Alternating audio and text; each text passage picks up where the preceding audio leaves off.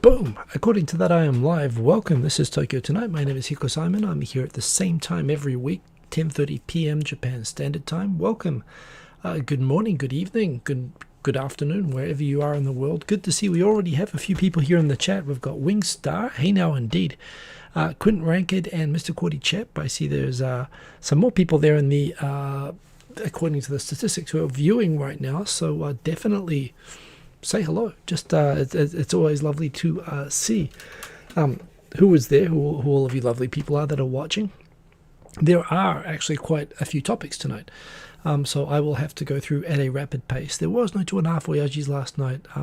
Didn't really come together. We didn't have a guest in mind. Victor was actually mentioning he'd like someone who can sort of teach us something, someone who we can get on who's maybe knows a lot about cryptocurrency or someone like that. Not sure who a good guest like that would be, but we're talking about at least trying to get that in there for next week. I've basically got endless. I mean, the news really is endless comedy for me, so I just use that as material here every week. I'm not sure if Erin is in here, but big shout out to Erin. She was actually asking about 2.5 Voyages, and I haven't messaged her back yet. But yes, it wasn't on last night, as you could tell. But she did a wonderful job editing lots of shortened videos from last week, and I really, really do appreciate that, as always, as well. Like the extra comments and feedback, and it makes it easier to see how the show went, actually. I'll let some people roll in, but I will kick off also early tonight. Remember, as always, if you say my name, I believe you don't even have to actually at Mark Hiko Simon. If you just type it there, it'll flash orange to me. That's how you get my attention, and I will take requests, questions, I'll take topics, whatever you want me to talk about. A lot to go through tonight. Barry Convex, excellent to see you. And everybody else, of course, good to have you in the chat as always. I'm give it maybe a couple of minutes, let people roll in. But yes, I have like way too many topics. So we'll manage, we'll survive, we always do.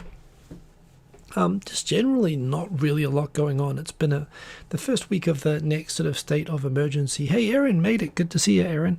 I'm sorry I didn't message you back, but I was talking with Victor today, and we were both thoroughly confused about when or how to do the next 2.5 Voyages. But hopefully next week, hopefully it'll be on some topic that we can both learn something about. So, and by the way, the previous 2.5 Voyages, if you haven't seen it, with Felicity Tillack, Impossible to Imagine, on Vimeo and on Amazon. You can get the links from that video. Apart from the fact that it's an awesome movie, and it's awesome to have someone who makes a travel series who went on to actually make a properly produced movie. That's gone on to some interesting follow-on conversations with Felicity, actually. Connecting with some other people is actually turning out to be quite fun. So who knows? You may or may not hear some more stuff about that. Sergeant Bilko, excellent to see you. Yes, indeed, Butter Squirrels and all the rest of the gang seem to have made it. If you didn't catch me before, I was just shouting out my appreciation before for all the videos that you cut out during the from last week's show, which I enjoy. I actually watched them all back myself. I really appreciated it, so thank you for that always. We've got Tim the Asian Ink. Boom! Tim the Asian Ink is in the room and exploding. In a good way. So good to have you doing that. As I was just mentioning when I first came on, there are a lot of topics to cover tonight. For some reason, there's just a lot of interesting, not so much a lot of news. I mean, there is actually some interesting news, but there's also just interesting stories and things that came up that seem worth sharing. So I will jump into it very, very soon, and I will cover more than 2 topics before the top of the year. That is my ambition. Smash that like button indeed. If you don't subscribe, subscribe. It helps the channel. It's a nice sign that the content's appreciated. I get the feeling most people who watch are subscribers. I don't see a lot of action on the Facebook and Twitter sharing. Honestly, this is like the only thing I actually put on Facebook anymore. I don't really use Facebook.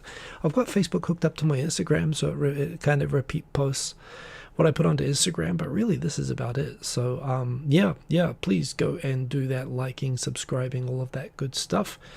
And and thank you, Erin, for again for all the awesome editing. It really actually it's fun even for me to watch back. It's kind of vain, I suppose, to enjoy watching myself back, but yeah, it means I get to actually follow the chat and see what's going on throughout. It's a lot of fun for me too. So yeah, thank you. So all of that said, let's dive in, because there's a long time to go and a short time to get there. Smokey and the Bandit. Let's do that. And yes, Mr. Cordy Chip, thank you. So remember, say hello. I will definitely scroll back and say hello to if you say hello, I'll say hello back to you. So definitely do that. And yeah, let's dive in. First thing I want to highlight is this. In fact, look at that. The thumbnail, it makes it look like Laments of Japan Iwate, which is not what it is. It is Elements of Japan. It is a new YouTube channel set up by, I believe... You know what? Now I've just realized I'm going to get the person's name wrong, and now I really want to check out the video information. There's a guy, I think it's Eric Wong, who shot it, and Alicia, who is a long-time YouTuber and actually is the presenter of basically multi-million, English language channel on YouTube as well. But she's been in Japan and doing this sort of thing forever. She does a lot of really, really cool projects. I think Native Creative, the project I introduced before, this is her latest one, where she is presenting a travel show where she's going around Japan, to areas of Japan I've never been to before, and the way it was shot and the production levels on it are off the scale. I don't know anything really about Iwate. I know it's an enormous prefecture. It's in the northeast of Japan. The first episode on Iwate that she did, it was really cool. It was slow, nice and sort of slow paced. It didn't rush through, no fast cuts or anything like that, but it just gave you a really, really good look at parts of Japanese culture and parts of Japan that I don't really know a lot about. It is a new channel, and the content is really top shelf. I mean, this is like honestly better than stuff I see on Amazon or Netflix. In terms of like travel shows. So if you are interested in Japan, and frankly, even if you're in Japan and, if you're like me and you've just spent all your time in Tokyo and stuff like that and are looking for new places to travel to, this is an excellently done, and it's not a traditional, here are all the main big sites to go and see in this place. It actually goes and picks out some specific cultural interest sort of places to go, and it's really well done and beautiful to look at. I mean, the shooting is just great. And actually the style of presentation you'll see when you watch it, but it's got a nice subtle sense of humor, and it's very, very good. 5 stars. Go watch it, go subscribe to it, and like it, and do all those other good things. You should definitely watch this. There should be a new episode coming out this week. I think they're coming out weekly, but the first episode is up and it's awesome, so definitely go and check that. Back into the comments, I see we have AV84K. Hello, good to have you here in the chat. Welcome, and everybody else, of course. Definitely everybody.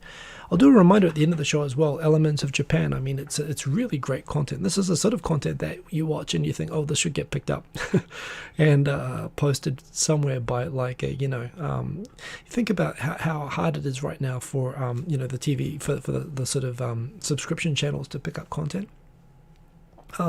With everything being shut down in terms of shooting, this was done very obviously low key.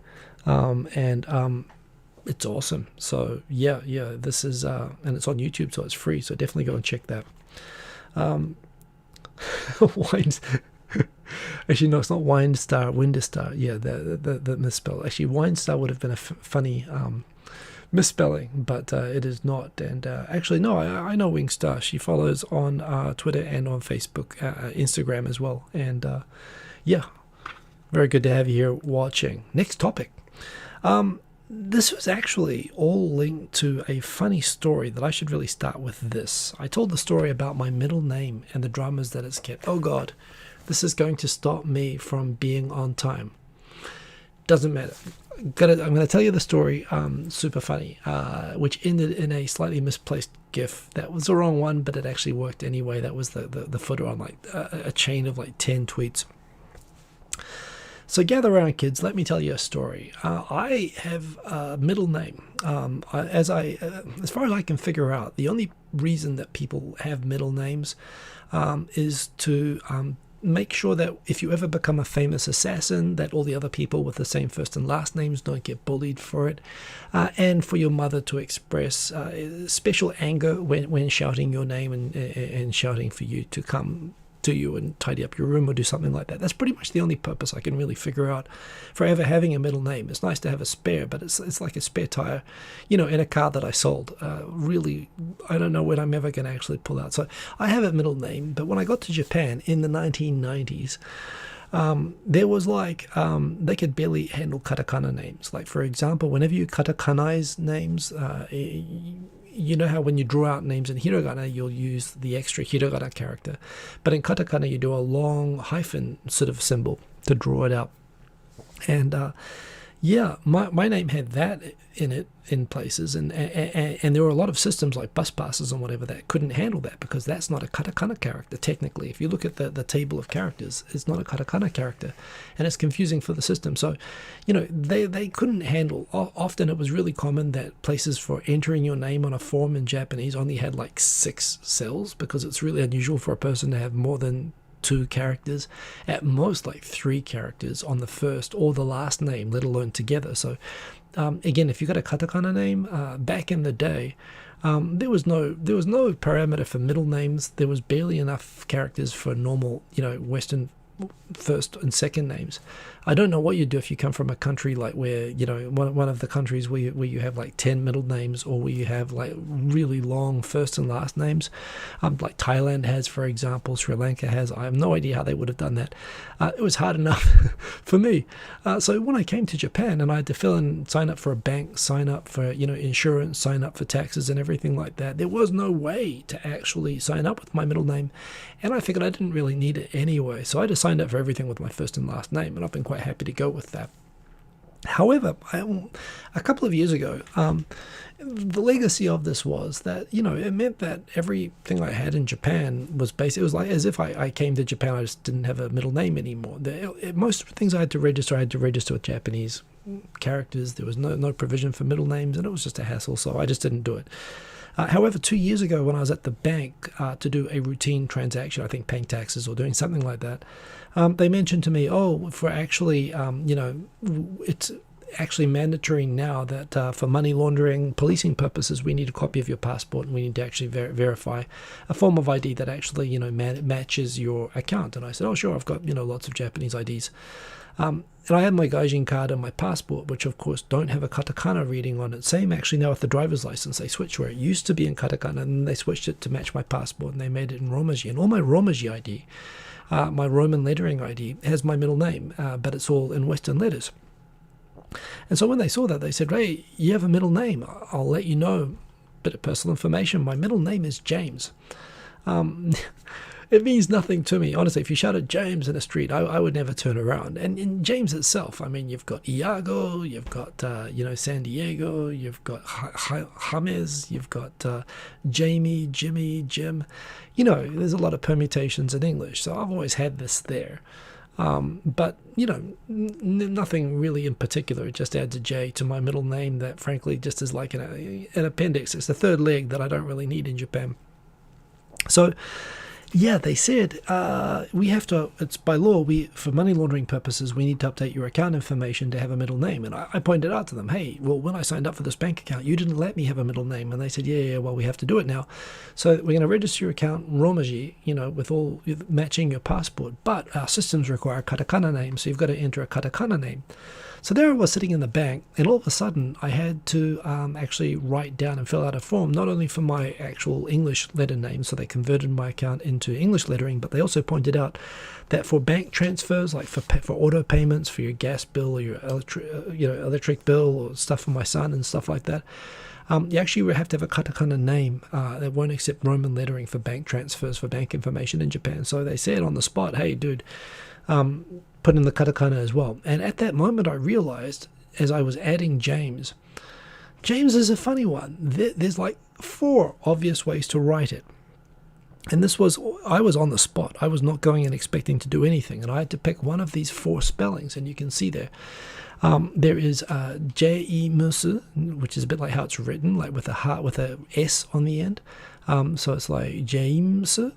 Then you've got James, which is like with a Z on the end, which isn't how we write it in English, but it's closer to how we pronounce it, perhaps, with an emphasis on the on rather than on the James. It's a question here as well. You have to distinguish in Japanese. Are you saying James or are you saying James? You know, and it's a subtle one. So you've got either James or James, and then you've got a choice or saying James or James. And I kind of thought, well, these ones, they look, the ones with the hyphen look okay, but, that can be a hassle for ID purposes, and the AE is okay. So I Googled it, what does it come out? And I realized that there was actually hits for all the 4 different spellings for famous people. There's no standardized one. So I quickly checked on my phone. I basically asked Google, what's the most common spelling for James? And the highest number of hits came for the first one. And the first one actually works best for the bank as well. Another funny thing for the bank spelling, by the way, is that for James, when you have the little small e to change the G to J, it actually, the banks won't recognize those small katakana alphabet letters. So you actually, when it actually goes on a bank transfer, it actually turns it into a GAE.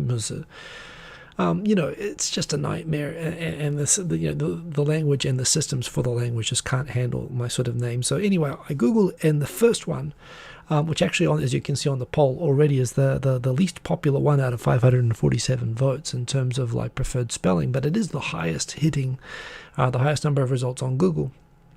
So I was forced on the spot to suddenly adopt a middle name in Japanese, and I did that. And I chose that one because it seemed like the most common one. So I did that. The result of doing that is all of my auto payments immediately broke because my auto payment information name no longer matched the banking information, which meant that all of my auto payments, my entire life, suddenly became completely disconnected, and I needed to reapply for every bank payment one by one. And the bank forced me to do this, so it was really annoying.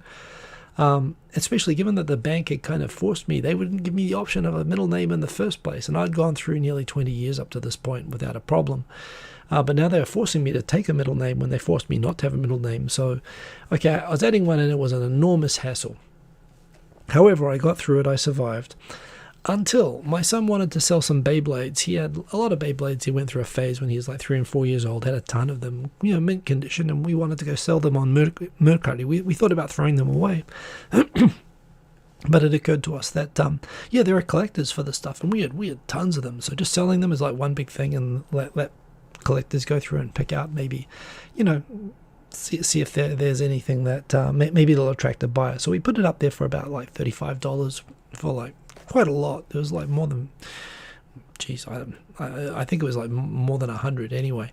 So it was pretty good value. We put up for about $30. So it was actually 3,800 yen, about $32 US. We put it up and sold it. And it was the first time I've ever sold anything on the Japanese flea market website, Mercari. Very exciting. And so then I went to go and collect my winnings. However, Mercari, for those of you that know, it's basically, you can sell your used stuff online, and it's quite fun and exciting to do, especially to sell it and to ship it and whatever. However, to collect your winnings, you have to go and enter your bank information, which I did. However, it said that your bank information has to match your ID information. And I'd registered on the site with the regular katakana first and last name, so I re-registered to make it match. And when you go to change your ID, you actually have to submit the ID that you're matching it to. So I got my passport, and I said, okay, I'll make it go katakana because it's going to have the middle name on it. And I did that, but of course, because I submitted in Romaji, it kept getting rejected. And every time it got rejected, every time I submitted it and then I tried to do the auto payment from Mercari, it would reject the auto payment and dock me 200 yen. And I did this like 4 times trying to get it through. And so basically I realized that I needed a form of ID that matched, that had katakana that matched my bank account other than my bank account. So I went through the list of forms of ID that they recognized, and things like your gaijin card and your passport, they don't have katakanized middle names, but I noticed it had an insurance card thing on it. And so I went and dug up my old insurance card, which I'd similarly just signed up without really thinking about years ago, and I discovered that my insurance card had a katakana middle name on it, but it was signed. It was spelled the way of the bottom, the most popular one, the James. I just decided on that particular day that I'd never really thought about the spelling of it. I'd used a different spelling. So I could use this as proof of ID, but it was different to the spelling on my bank account. So I called up the insurance company, said, hey, can I change the spelling of my name? And they actually said, no, this is actually linked to taxes and social security and all that sort of stuff. So this is pretty official, and no, you can't really change it very easily. So I went to the bank and I said, hey, I've got this problem. I've got this insurance card and everything that I need to give a proof of ID that matches the katakana, and the bank, has a different spelling. Can I correct the spelling on my bank account? And surprisingly enough, the bank was like, sure. So I changed the spelling on my bank account from the original unpopular one to the one down the bottom, which is just happens to be the most popular in the poll that I took. But it was actually so it matched the ID that I had, the personal ID that I had to verify the account, and then I changed my Mercari information to match that, and I could finally get the money out. If you leave Mercari, and by the way, if you are going to use Mercari, this is a real trap. If I heard later that there are people, you have like an 8-month window to take out your money, to download your money, or else they just claim it. So plus it can go away through just the attempted bank transfer fees as well. So, I was worried myself that I was just going to lose all this money. Not that it's a lot, it's like $30, but it's still, I mean, it's the principle of the matter and just the fact that, it was happening because of an ID problem. So the good news is that I fixed it and the Mercari payment went through. The bad news is of course, it's now broken all of my auto payments again, and now I'll have to re-sign up for every single auto payment that I do, which is an enormous hassle, and this is part of living in Japan with a katakana name that this happens. However, it did remind me that when I googled a couple of times, I mean, James is a pretty plain middle name, right? Or plain name. It's a very common, pretty boring. It's like John, Jack and Mary, right? James is there, but in Japanese, it's surprisingly difficult to spell, and it's particularly even if you go to Wikipedia, Japanese Wikipedia, and you look up famous Jameses, and it has the whole list of Jameses, and like literally, it's got all 4 spellings in katakana. There is no standardized katakana way to spell it. So if you actually have a real first name James, or a last name James, or a middle name James, I can understand that it's actually really hard to pick out the spelling and get it. So I just thought I'd go to Twitter and just for fun I'd say, hey, if you had to katakanize James, how would you do it? And it's funny how the poll came back. A few people, including a few actual Jameses, said that they used the first spelling. Most people seem to feel like the last one was the most natural. For interest, the banks definitely seem to prefer the first one, and many actual Jameses seem to prefer that. However, not many people seem to actually use that. The second James with the 1010 on the end, with the Z on the end. Apparently, that's how James Brown's music is sold in Japan. It is. So that's a thing. If James Brown uses the 31% one.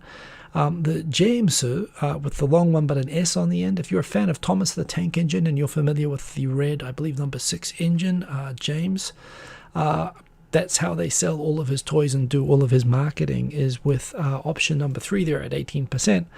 And if you are a fan of Mr. Bond, Mr. Bond uses the final spelling. So I suppose now I'm using the I like to think the Sean Connery version of Bond spelling. That's what I'll go along with.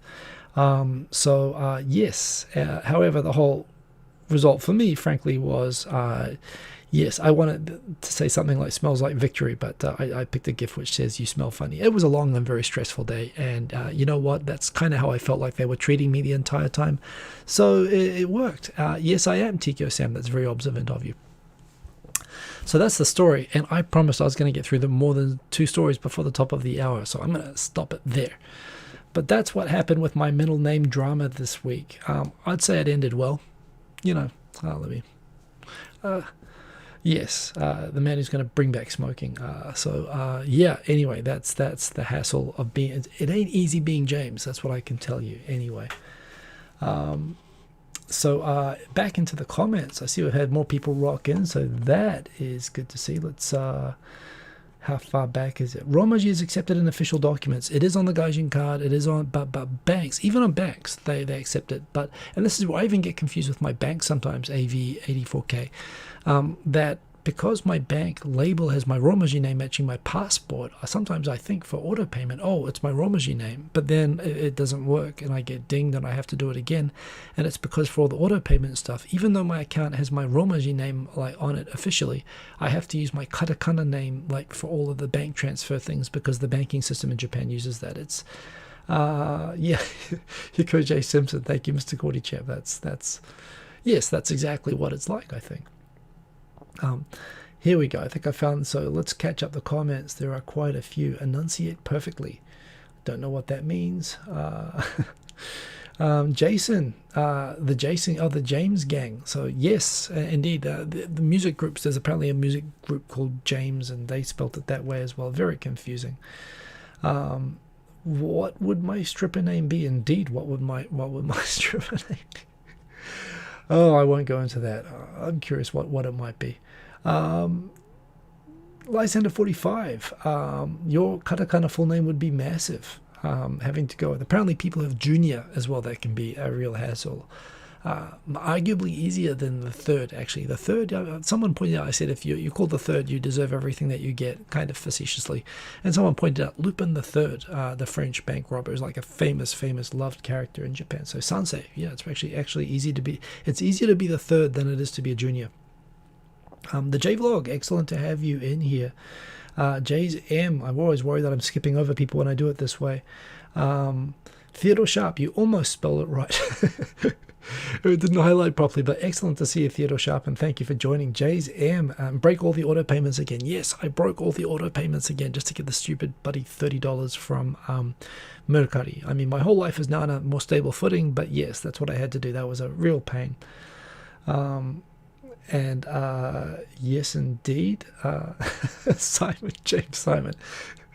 It's not bad, James. Actually, that's true. That is how it is. In fact, it's actually James Simon. It's not as cool, I suppose. I'd have to figure out some better way to deliver that. Your friend Christian had a similar conundrum. Oh yeah, Christian. Yes, indeed. It ain't easy being James. That's damn straight. Lo Wang. Good to have you here in the chat. Katie and Eric, good to have you. Your bank forced you to use all caps for your name. Yeah, that's standard for banks. We never remember. It causes a mess every time we have to go do anything. Yes, so I have all caps, but then you also have to use katakana, and then I forget which one to use, and it's very, very challenging. Milchman 2, excellent to see you. Quinto Rankido. Yeah, that goes pretty well. The Lupin movies rock. I think, Brianna, were you telling me to watch it before? I haven't watched it yet. Although, you mean the Japanese ones or the new ones on Netflix? It is legendary. I'm more familiar with the animated version, but yes, they are legendary. Okay, I have to move ahead now because we've got like 2 minutes, and otherwise I've got like 30 topics tonight, and I've literally only covered 2 of them in the first half an hour, even though I just said I was not going to do that. More personal drama. I might have mentioned a while ago, my love. This is something probably only the Antipodean, maybe some of the British, but we have this food, which I don't think Americans have. I'm not sure if Europeans are familiar with meat pies. And to me, these are like the best things in the world. But at the same time, it's probably because it's comfort food that I grew up with. It is essentially shepherd's pie or sort of English food. So, I'm not going to pretend it's high cuisine. It's not. But, meat pies that we have in New Zealand and Australia are very, very good. And they're one of those things that I don't expect to ever find in Japan. You can actually find them from the Meat Guy Japan, themeatguy.com, which is a Japan meat ordering website. It's an Aussie guy. Where you can buy these for like $8 each, which I did a few times, and they were good. But, these are things that you buy for like $1 back in New Zealand. There was actually a whole, chain called Georgie Pie that was just like, it's basically like Taco Bell with meat pies. And you'd go there at 4 o'clock in the morning when you were drunk, and you would have these scalding hot meat pies. Always blow on the pie. That's a New Zealand reference. It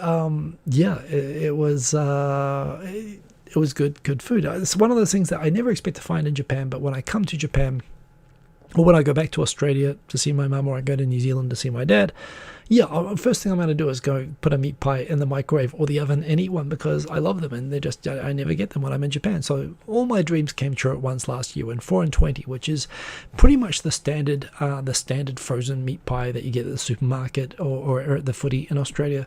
Not fancy, not flash, not artisanal. There are fancy meat pies in New Zealand and Australia. There are people who take their meat pies very seriously, and 4 and 20 is as basic as it gets. It is the Aussie pie. It is the VB or 4X of Aussie pies. And whenever I say to my Kiwi friends, I actually like 4 and 20 better than I like the New Zealand ones, that's like sacrilege in New Zealand. But I really, really like the 4 and 20 pies. It's one of the things I look forward to going to Australia for. So when I found out that 4 and 20 were selling these in 7-Elevens, like 2 7-Elevens, like within close walking distance of my house last year, I was in heaven. So I was going up there, like, particularly when I was working from home. My son and my wife won't allow me to eat them when they're in the house, so I only eat them basically when I'm working from home and they're both out, which is most of the time. That isn't during Golden Week, so I've been eating 2 or 3 of these per week basically, just for at lunchtime, and they are wonderful, and it's added a whole layer of quality to my life in Japan to be able to have these meat pies. However, I noticed a few weeks ago that the one of the 7-Elevens that had them suddenly didn't have them anymore, and I thought, oh, they must be out of stock. So I'll go to the other 7-Eleven which still had them. So I went and got a whole bunch from there, and then I went there a few weeks later, and they weren't selling them there either. And it sounds like they've slowly been disappearing from all over Japan. And so, and this is the thing. I dig up to the supermarket this morning, and I still basically kind of wistfully go into 7-Eleven hoping maybe they're going to come back. I go through the frozen food section looking for my love, and if she is not there, I look for the red and yellow packaging, and I see some yellow packaging, I get excited. Could it be my meat pies? And no, and I cry a little bit and I leave. This has become my routine. It's just 7-Eleven's just become a very sad place for me. And I was mentioning, is anyone else feeling sad? It turns out a lot of other people have noticed the same thing and are also feeling sad. So I sent some, and the thing is, if I could buy these online, if I could buy these like on Rakuten or Amazon or something like that, or, apparently you can get them from Costco, although someone also chimed in that they even stopped selling them in Costco. So it could be a supply issue right now. But in Costco, you have to be a member, you have to have a car, you have to drive out to the middle of nowhere. I don't have a car. I live centrally in Tokyo, and I don't want to pay a member. I mean, I want meat pies, but I don't want to pay a membership for it. And these things were available a couple of weeks ago, so let me just buy them somewhere. If anyone knows how to buy these things, I will appreciate the information. However, to 4 and 20, if you are watching this, please, this is you can't just tag us along and play with our feelings like this and then yank it away. Too many things in Japan. The limited edition. This was not a limited edition deal. This was not a Choco Mint. This is not the Tropicana Mexican Lime, which also won't come back and is the best drink I've ever had in Japan. That was here for like 3 months as a summer seasonal limited edition thing 2 years ago, and it won't come back. And I really want Tropicana Mexican Lime to come back. But these things, they were selling for like a solid year. I was loyal. I was buying all of them. And they won't come back. So 4 and 20, if you're watching this, please, just sell it directly. Sell it over the internet. Seriously, set up an online store, and believe me, lots of people will buy them. If you can't get 7-Eleven to carry them, which was like an amazing coup that you got them to do that, and I was hoping that they would catch on. And I don't know if that's the issue. I don't know if there's another reason that you stopped selling them. I don't care, so long as you just come back to me. I just want to be together again, 4 and 20, and I don't care, whatever works for you. But please, I suggest selling yourself online. I think that's the answer. The pies. So yes, this is what I hope happens. I'm not crying, you're crying. It's been a tough couple of months, and noticing that these are now gone. But anyway, I think I found some that you can still order from Costco, but apparently they're getting rid of those stocks as well. So yeah, that is tough times.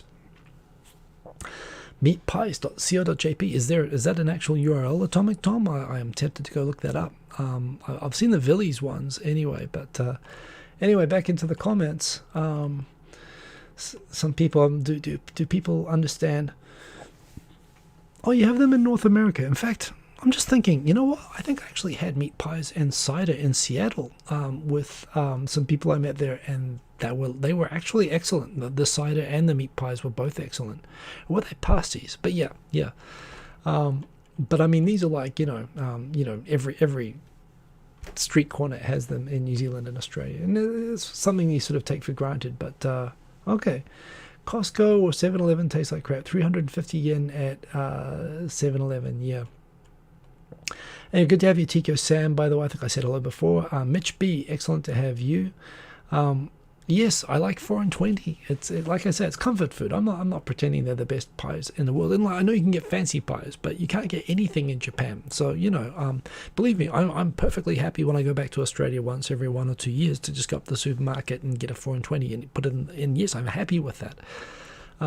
So yeah, if I was fussier than that, I'd never be able to do that. Pie and V. Yes, I love V. Did I mention that? I must have mentioned that. This must be information I've given you. I love V. When I'm in Australia, I drink V. V is from New Zealand, by the way. But I love the taste of it. And when I'm doing like long drives in the heat of Australia, like going down to Gold Coast to surf and stuff, I have a ton of V. Pies and V. That's exactly what I... JZM, you know me. You know me well. So yes, it did add to my quality. It did indeed. Added to the quality of my life. My quality is always the same, but yes, that you can buy them online. I know that I'm looking for them online. I can't find where I can buy them online. I found a couple of the chunky ones. That is from Rakuten, where I found some, but I'm hearing that even Costco is stocking them, and I want the mince ones. I want the ones that they were selling at 7-Eleven. So TQSM, I cannot find them, but yes.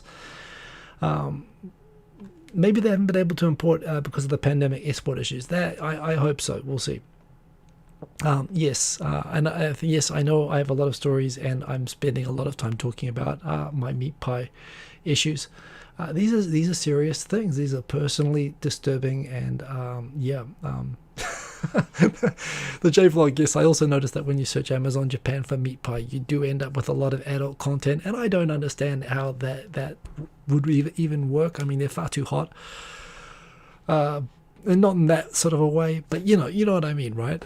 No, I guess that it must mean something else here. I have no idea, but yes, maybe be careful when you say in Japan that you have a meat pie addiction. Although, honestly, I don't even want to think about that. Shubus, good to have you, Shubus. I'm glad that you made it. You're vegan. Hey, they do excellent vegan meat pies as well, by the way. That's where you get into the fancy pies. You get the spinach, and well, it depends. If you're full on vegan, then you wouldn't have the cream. You wouldn't have the cottage cheese and spinach. But you can have nice spinach ones and stuff. Anyway, back into the topics, because I have like 28 more topics to go, and we have only 24 minutes. Boom. Tokyo Rose. You know what? I watched this a few days ago, and so immediately I realized that I should have memorized her proper name. It was something Taguchi, I think. But I've heard the story of her a couple of times. Of course, everyone. Kind of a notorious sort of a name, the voice of the Japanese sort of propaganda that taunted GIs during World War II in the Pacific Theater, and was arrested and tried and convicted for treason after the war. There was an actual Mark Felton's War Stories. It's a YouTube channel which tells various stories relating mainly to World War II, but he's very good at storytelling about those sorts of things, and he actually did a great video talking about the story of of Tokyo Rose.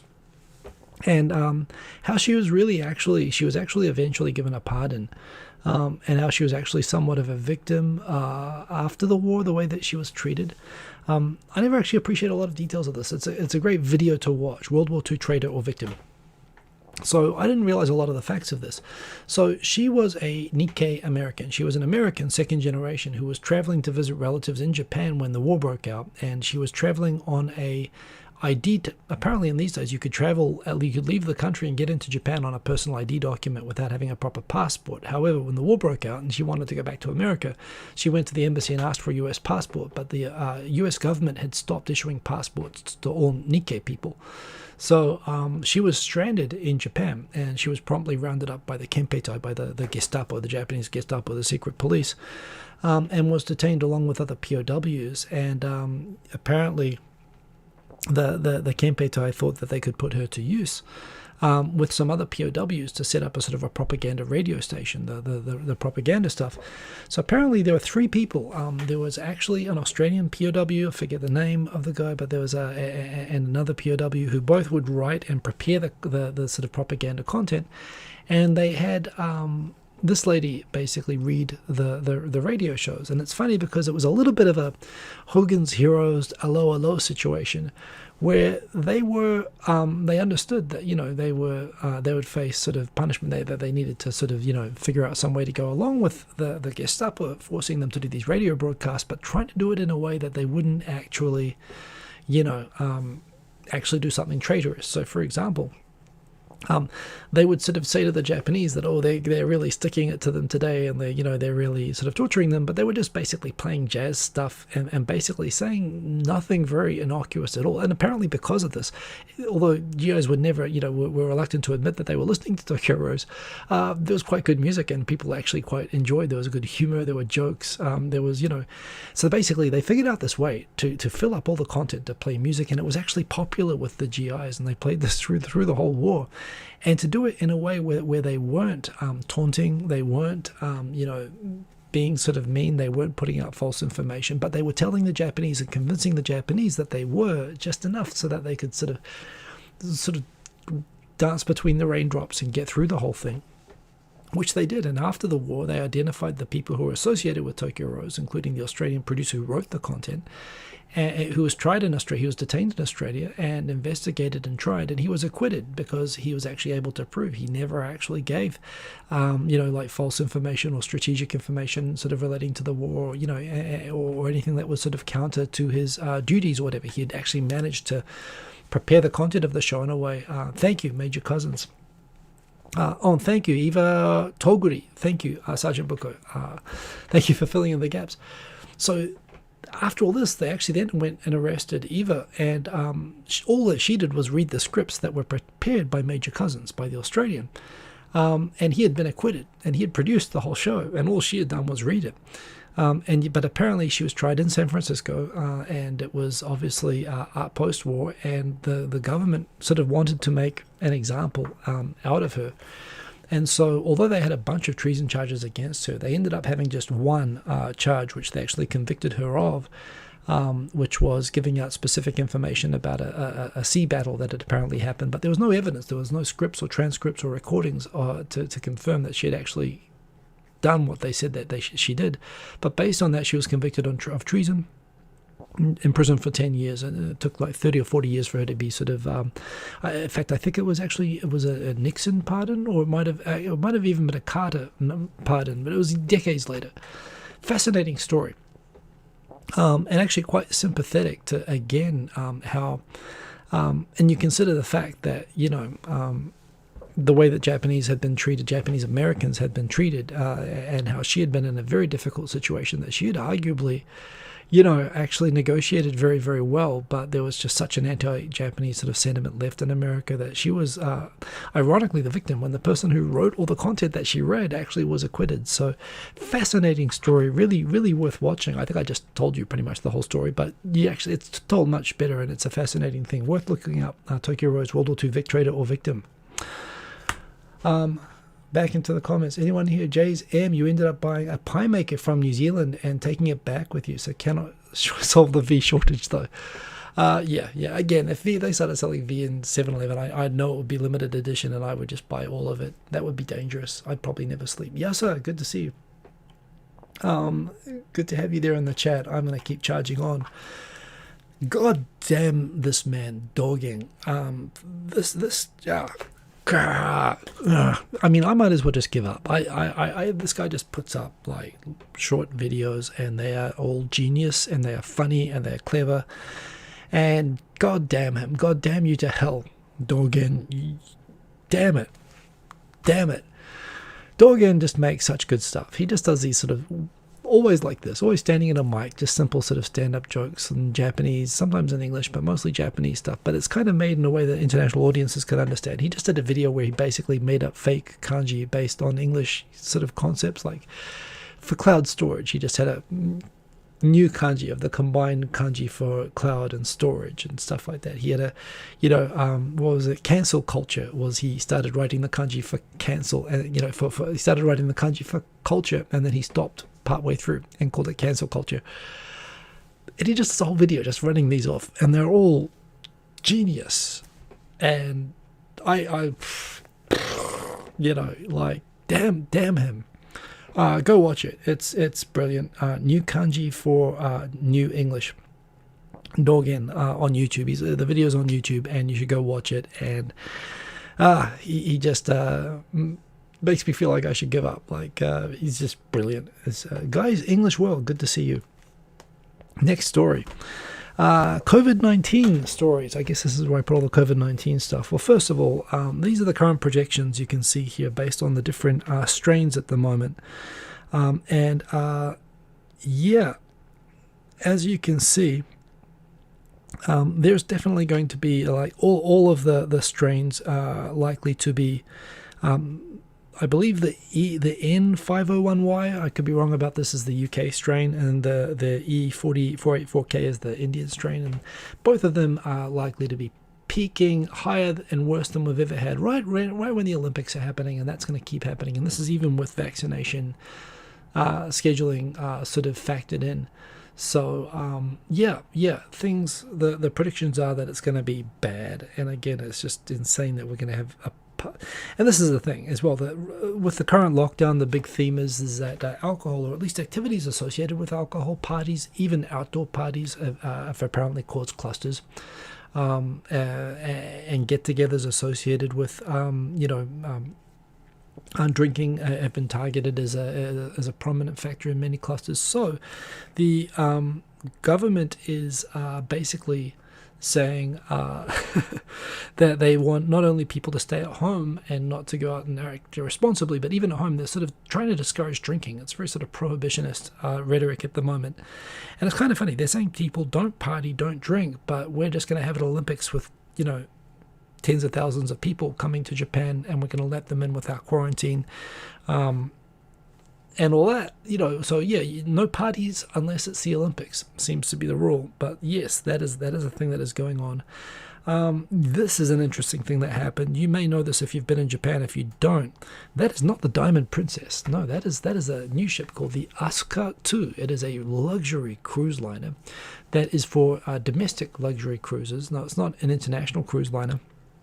Apparently, there are still people, mainly elderly people it seems, that for some reason think that cruise lines are a good idea during the pandemic. So apparently this cruise line, which I guess they're a cruise line business, so it's natural that they want to find a way to do this. So to be responsible, they require all passengers to get a COVID-19 test before they leave port, which is Yokohama in this case. So every passenger on the ship 2 weeks ago got a COVID-19 test, and it took off on Wednesday. And the day after Wednesday, the test results came back, and it turned out that one of the passengers had COVID-19. But they'd already left port. They'd just they'd got everyone to take a test, but they didn't actually check what the results were. So apparently they turned the ship around. They came back to port in Yokohama. That, oh no, there's another outbreak on a cruise liner ship. And just when you thought, well, that was silly, like why didn't they wait for the results before they let the people on the ship? And why are they even having cruise lines in the first place during a state of emergency? But yeah, when they got back, they said, yeah, you know what, just everyone go home. They let everyone off the boat right away. And I suppose this is a different situation to last year, where last year they were really concerned about the boat being a source of cases that could like spread on land, and they were trying to stop it from coming ashore.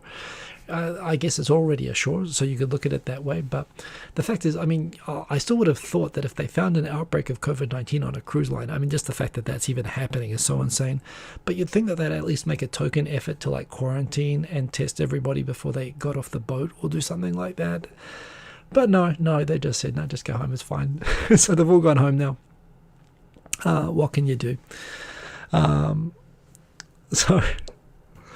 So yeah, that's the thing that happened. Also in Nara, apparently, just as the state of emergency, and it's continuing right now in Osaka, it is bad. They're at basically 100% of all beds. They're in a triage situation now, where hospital beds, ICU units for treating serious cases of COVID-19 are full.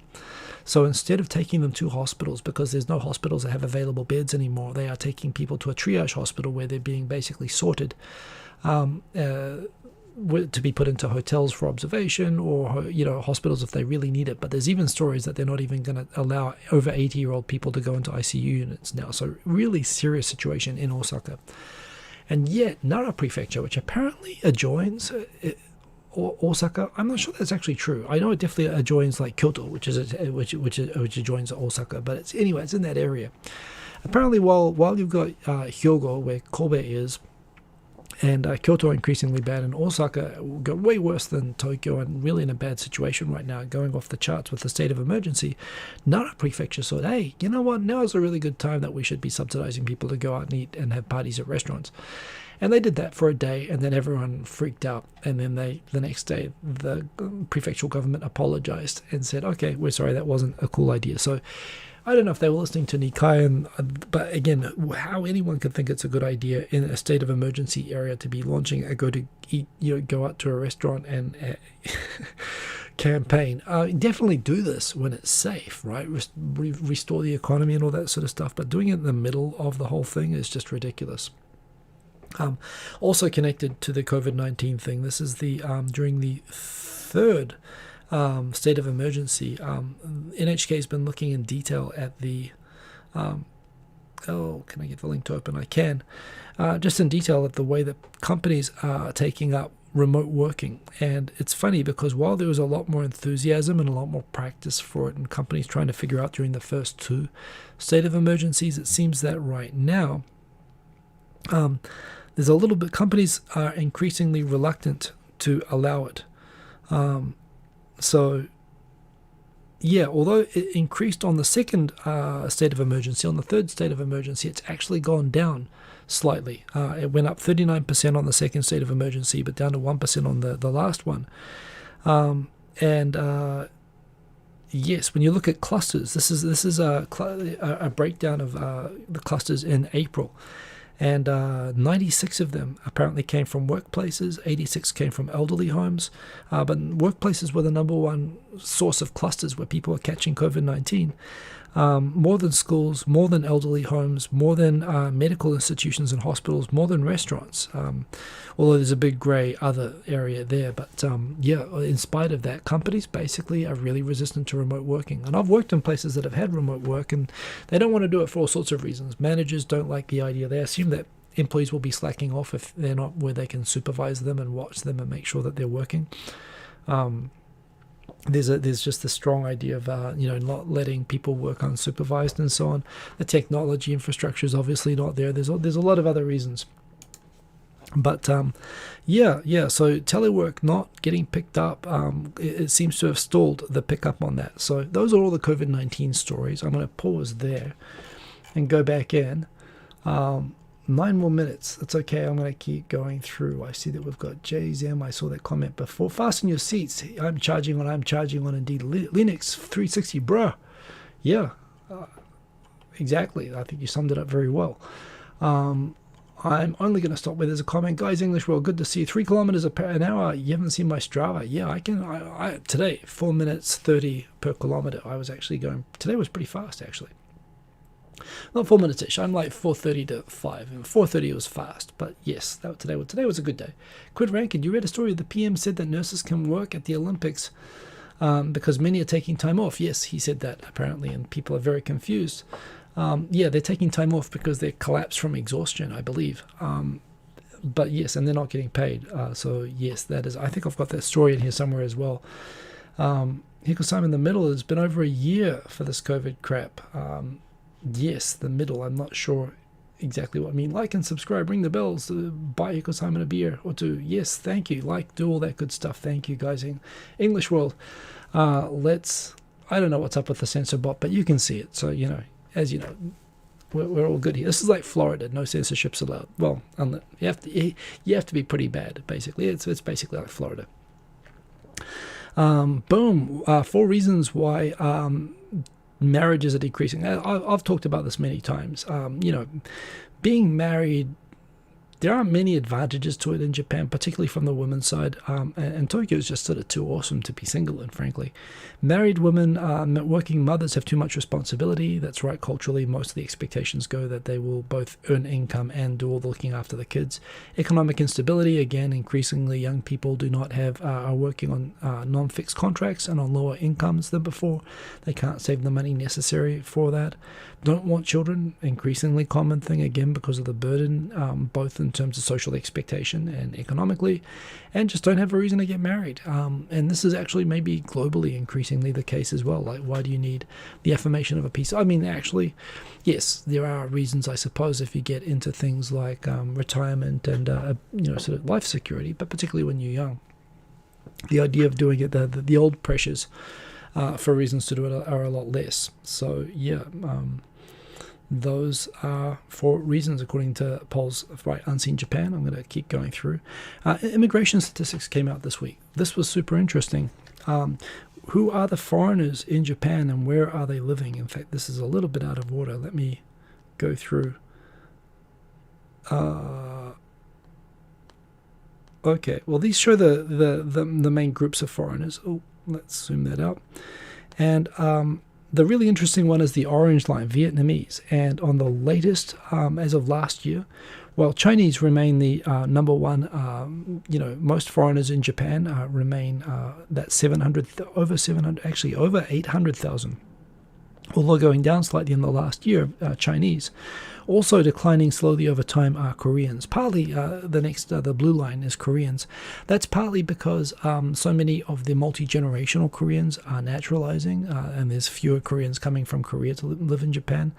The big surprise is Vietnamese, who used to be a really sort of small proportion there back around the time that I came to Japan, and now they've overtaken Koreans as the second largest group in Japan. Just judging by the line here, that looks like it's 450,000 odd Vietnamese. The next line below that is Filipinos. Again, steadily less than Brazilians. Brazilians for a long time were the third largest group. It's funny as well. Look at that. The purple line over here, if you're wondering what that is, that actually used to be the way that they would count combined South Koreans and North Koreans. They stopped counting that, and I guess this probably has to do with the number of North Koreans in Japan who have just naturalized in recent years. But yeah, Brazilians have kind of stayed steady, but they've dropped off a little bit from the past, and Philippines have certainly increased. So yeah, that's where they are. In terms of where foreigners live, by raw population, I mean, Tokyo is the main place, Nagoya, Aichi is the second one, Osaka is the third, Kanagawa, Yokohama is the fourth, followed by Saitama, Chiba, Kobe. So all the big cities, probably where you would expect. So no real big surprises perhaps in where the raw populations are. In terms of actual districts with foreigners, again, Kawasaki is the local government, the local city with the most foreigners anywhere in Japan, followed by Shinjuku, Edogawa, Adachi. These are all parts of Tokyo. Osaka comes in a little bit below that. I believe. How do you read that? Seino? I don't know if you read that as Umeno or Seinoku. I don't know the local. I should have been more careful with that. But it's funny, actually. I would have expected to see Gunma or some of the Brazilian towns or something like that show up with higher numbers here. But as you can see, it's overwhelmingly Tokyo. We have that Toyota City comes out number 18 and so on. So that's where foreigners live. It's a reminder as well that Western foreigners really are not a significant minority among the minority of foreigners in Japan. So yeah, let's uncensor that stuff. And Odie Jr., hey, good, better late than never. Good to have you here. And back into it, vaccinations. Japan is doing terribly, of course, still around less than 2% completed vaccinations. They are talking about ramping it up. One thing that's really annoying is that they show often the rankings of shots by the number of shots given.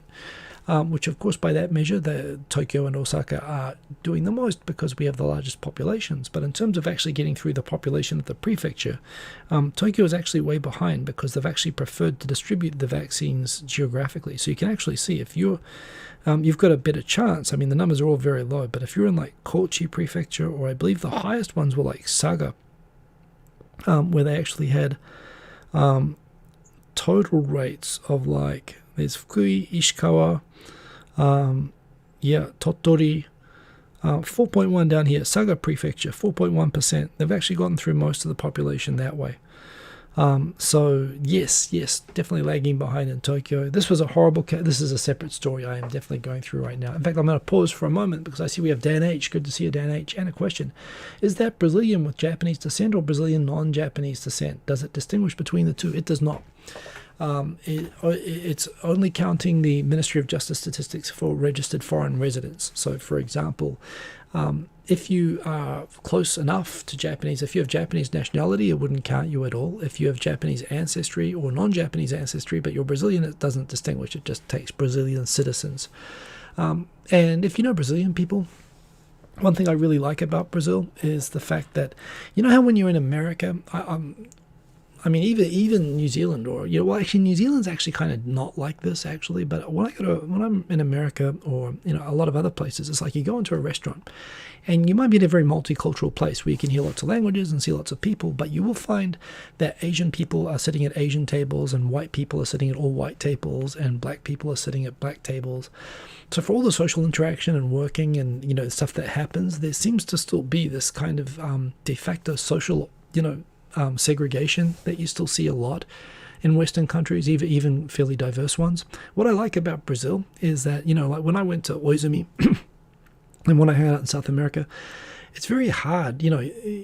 Everybody's got a little bit of everything in Brazil. Everyone's very mixed up there, which is something I really, really like. New Zealand is actually a little bit like that as well, at least with Maori and Caucasian New Zealanders.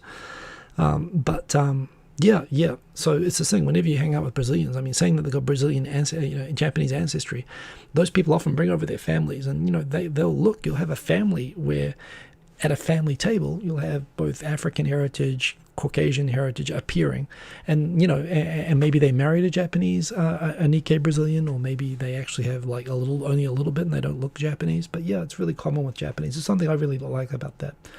Hey, Chinese, I cannot read your name. If I tried, in fact, no, I can't read the first character at all. I'd read the second as Ka. I have no idea how to read your name, but good to have you here in the chat. But yes, charging on. We're at time. Okay, I'm going to rocket through these last ones. There was a death in immigration. This is a horrible story. I'm just going to say it super fast. A Sri Lankan woman apparently was suffered domestic violence. She was beaten by her husband. I don't know if the husband was Japanese or not, but apparently she went to the police for help. The police discovered that she had overstayed. She had overstayed. Her visa status was as an overstayer, so they sent her to immigration detention in Nagoya, where she was denied medical treatment, where she was actually bleeding. She actually at one point said that, I can't fake coughing up blood. Please, I need medical treatment. And she died. She was denied medical treatment. And her family in Sri Lanka and the authorities here are starting to say, again, of all the horrific stories that you hear about immigration detention here, this is another one to add to it. But the idea that a woman who went for protection from a domestic violence situation was left in immigration detention without needed medical attention relating to the domestic violence from which she died while in detention is just appalling. And it's again why Japan continues to deserve the bashing that it continues to get over its immigration practices.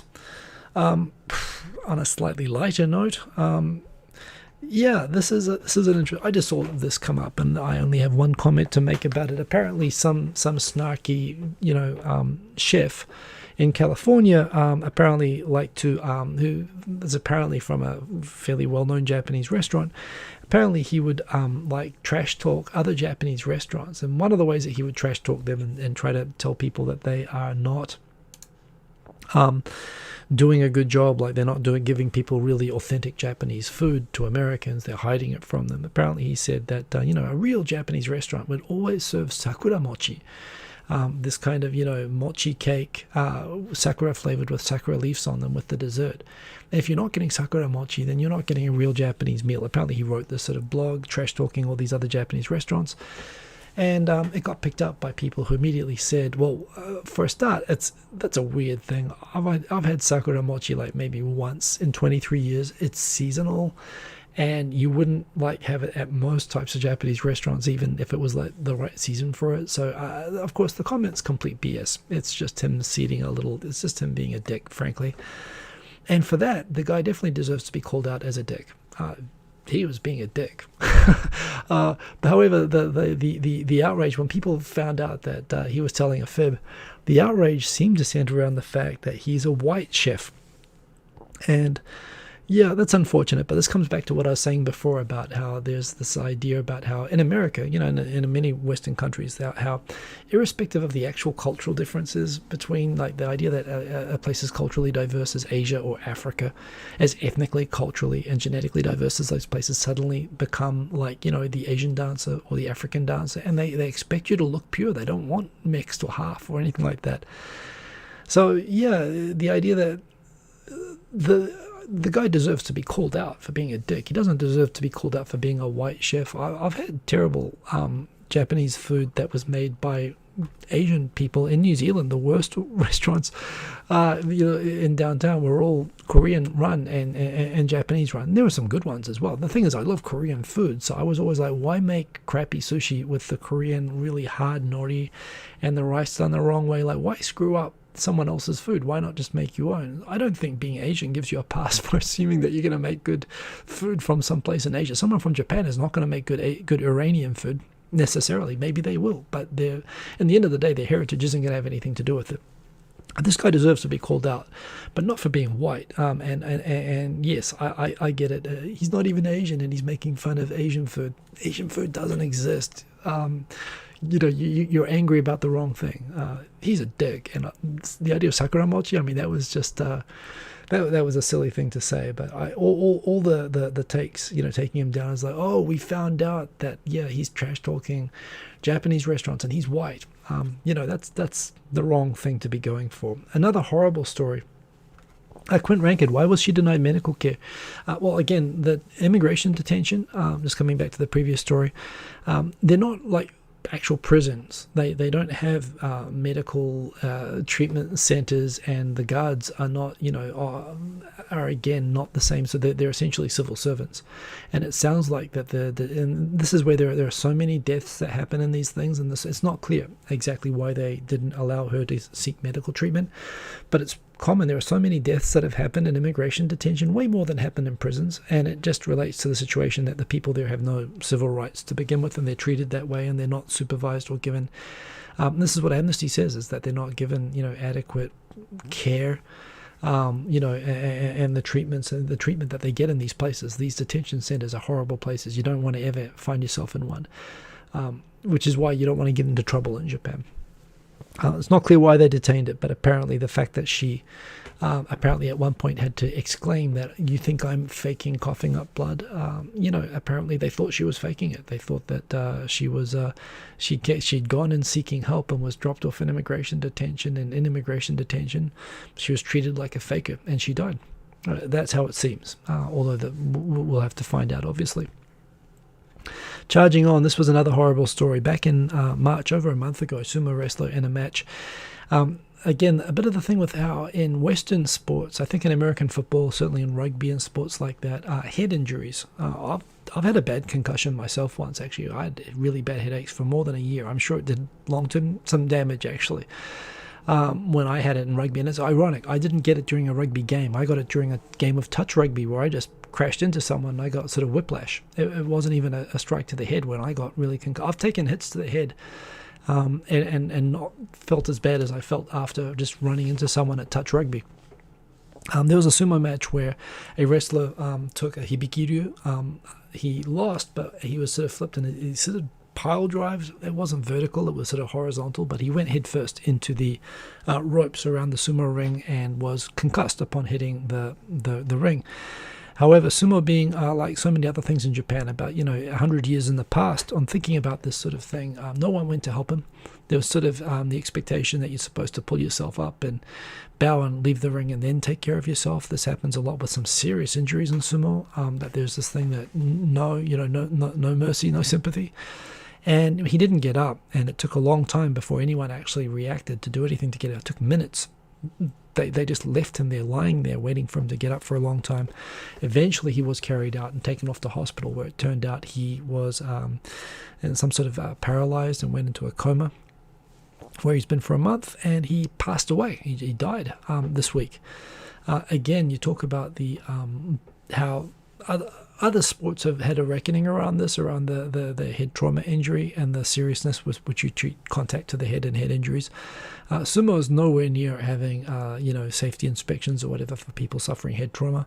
The fact that Ricci had to die, I mean, hopefully this is going to be the last one, and hopefully this shakes up, that this is going to trigger the changes that are needed. But that's another horrible case that happened this week. Very unfortunate. Into politics. Hey, Sumatoboru Kisaru. Sumatoboru Kisaru. Yeah. Chef sounds like a culture snob. Yes, and for that he deserves condemnation. Absolutely. Yeah, interesting that there was a newspaper poll on preferred prime minister. Suga is 4%, the bottom of this list of 6 people. Suga is not doing well.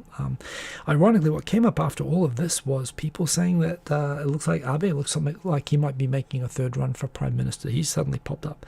However, at the time that this poll was taken, Taro Kono Taro was coming out 24% as the preferred next prime minister. So that's an interesting thing. We'll see what happens with that. Speaking of the government, the former Minister of Justice, so dedicated to his role in the Ministry of Justice that he decided to hand out election bribes, for which he was arrested, and then got a thorough tour of the justice system from the inside, including being subject to sentence this week to 4 years in prison for electoral fraud while being the freaking justice minister. So he's going to be learning about the inside of the justice system in detail. I'm sure he's going to come out of it very, very qualified for giving advice on the justice system. Sussex Patrick, good evening. What about Taro Aso? Not on the list. Definitely not. And honestly, Taro Aso wouldn't want to be on the list. He is not on there. Why are Japanese youth so distancing themselves from social activism? This is just a trend in Japan that kids these days, and this is actually not just Japan, but maybe more so Japan than other places, that there's increasing this phenomenon of conservative kids being more conservative than their hippie parents.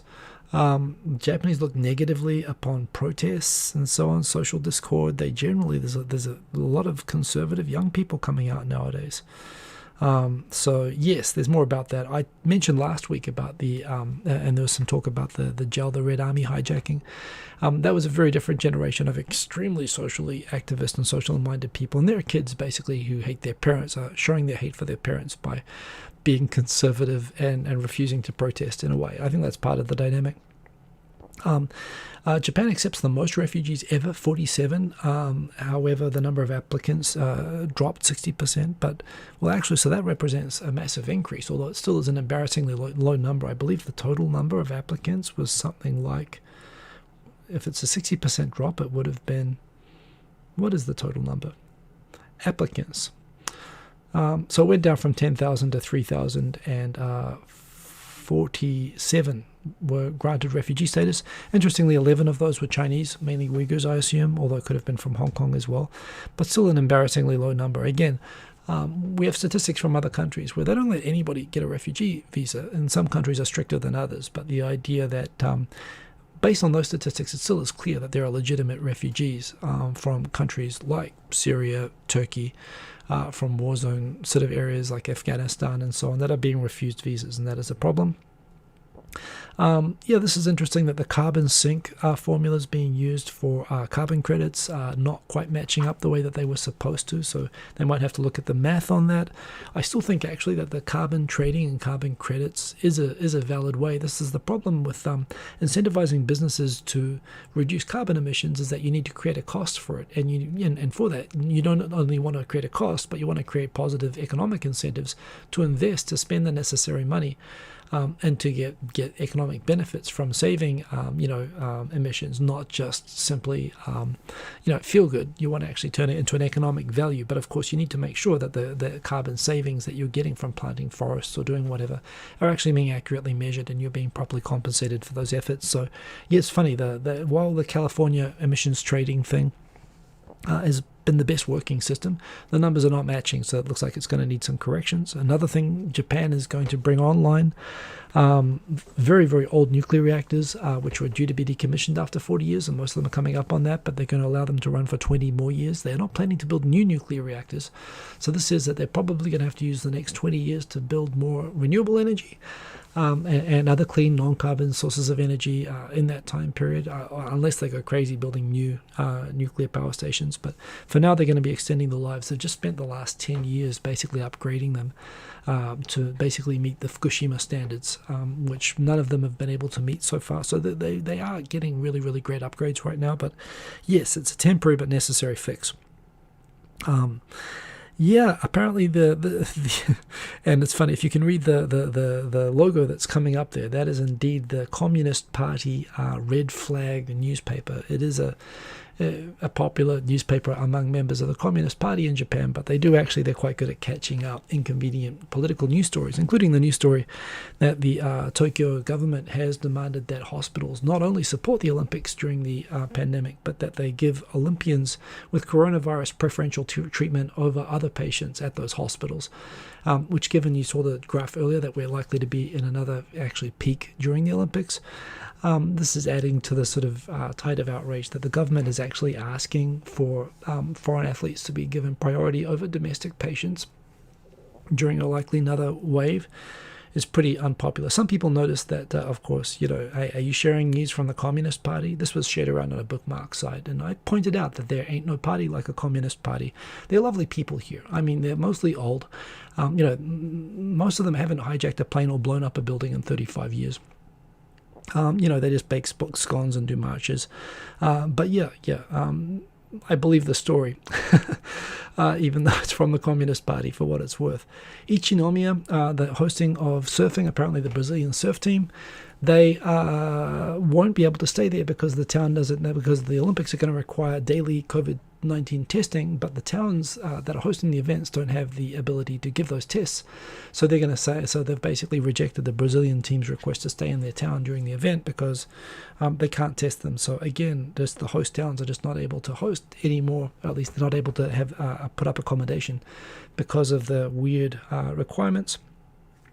They can't find enough doctors and nurses. They can't find enough hospitals. China has now not only armed their Coast Guard vessels, but now they've allowed the Coast Guard to instantly fine fishing ships fishing within their territorial areas, which for them includes the Senkaku Islands, which is another reason to worry that at some point they're going to start seizing Japanese boats and causing trouble there, but we'll see.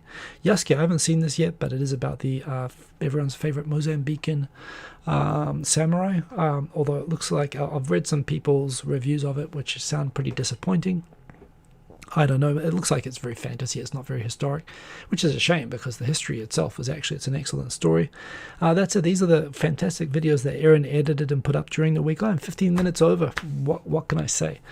I tried my best. There was a lot to cover tonight, but still, I really appreciate that. Aaron had to go. I've got to go as well, but yes, I hope I got everybody. I realized I had to rush there at the end, but boom, we made it through in the end. Thank you for joining me. Remember, stay safe this week. It is still crazy times all over the world. No, we're not out of the woods yet, so stay safe. Remember, if you want to follow me on Twitter. Subscribe and like if you liked what you watched. And see you at the same time, same place next week. And thank you for joining me. Have a good one. Ka kita no. Peace. Boom. See ya.